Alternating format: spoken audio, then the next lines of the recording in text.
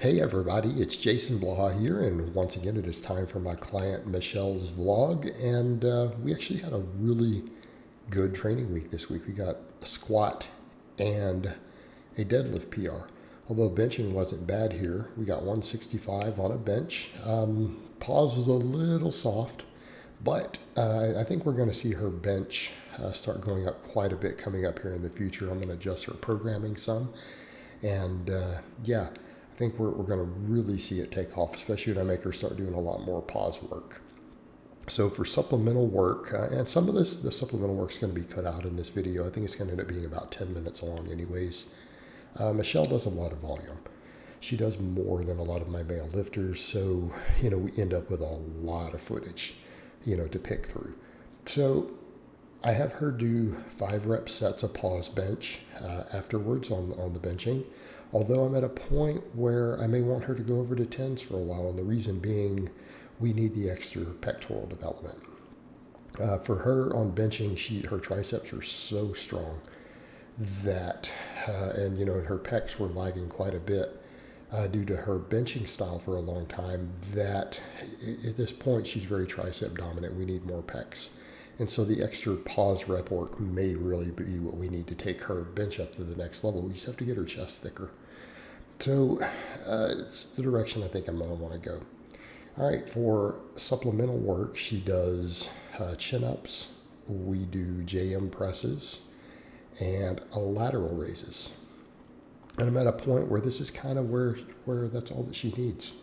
I even took the rows out a little for now. We may work some rows back in. But, we do pull-ups, chin-ups for her. She's really good at those. It's one reason I like to use those. Again, triceps are strong for her. Lats are strong for her. Those are some of her strongest muscle groups. At least in the upper body, they definitely are.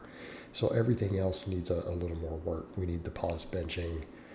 We need the laterals, all this stuff. But notice when she does the lateral raises, how much thicker we've gotten her. She stayed in the same weight class. Her lifts have gone up dramatically. We've recompositioned. I've managed to recomp her as a drug-free female, which we've been really, really happy about. But notice, again, look at her shoulder girdle here when we watch these, because she's got, you can see all of it. She's gotten thicker.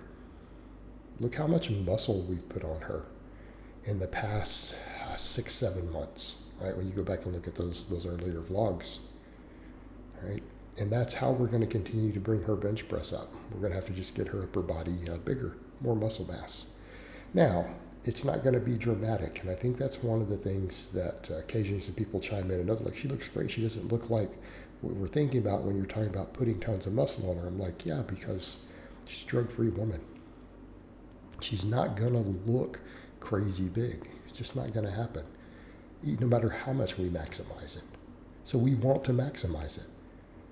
But look at that squat, 275 squat, lifetime PR. That's, I believe, 17, 18 pounds more than we did at her meet. But notice that smile at the end. You can tell she was happy with that. All right, afterwards we're doing some pause squats here. Gonna do some pause squats.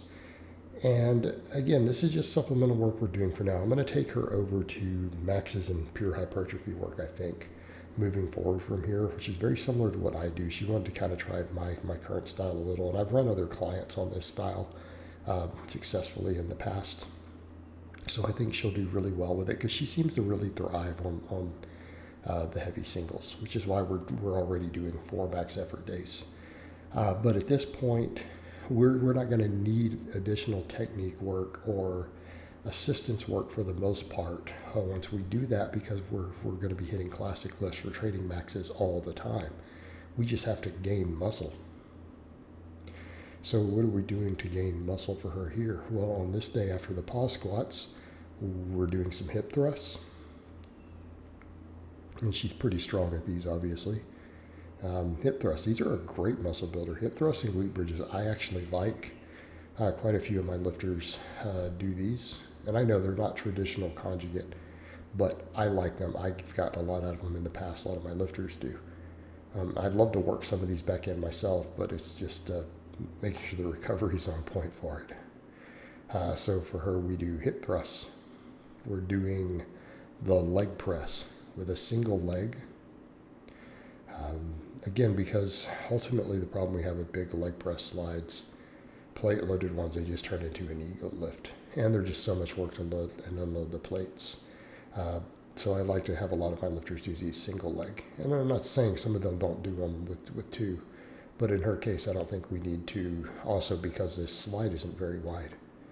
Right? She can offset a little bit enough to get a little bit wider of a stance by doing a single leg. But that slide is so narrow, I would probably not ever have her do both legs concurrently. So we tend to run this always a single leg in her case. And then afterwards we do some reverse hyperextensions, which everyone knows I'm a fan of. I wish everyone had access to a reverse hyperextension. I wish every gym on earth had one, including everyone's home gyms.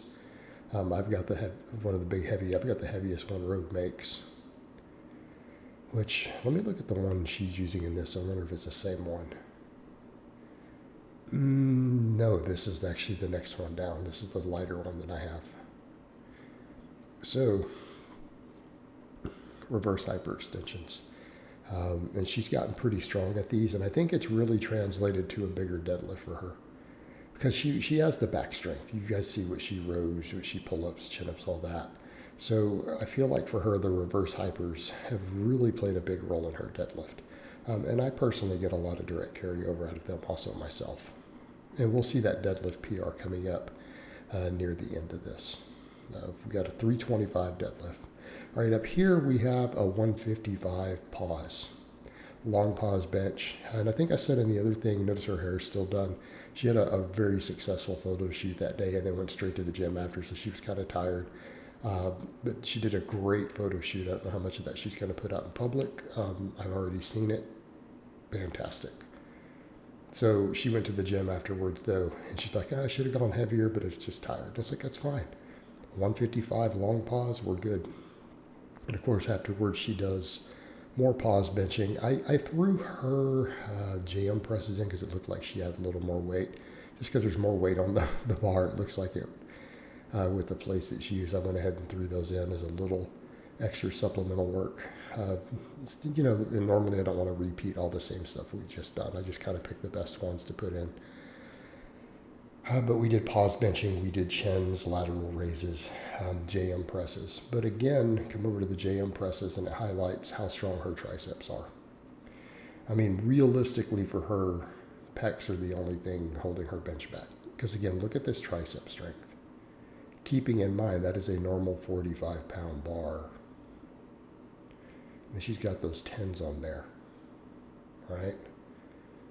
65 pounds for sets of 10 on a JM press. And look how these are strict JMs. Okay, it's full range of motion. All right, that's tricep strength. It's a lot of tricep strength. She just needs more chest. Like the only thing stopping her from benching 200 pounds is pecs at this point. I feel like with what I'm seeing with the JM presses, her triceps are strong enough to bench 200 now.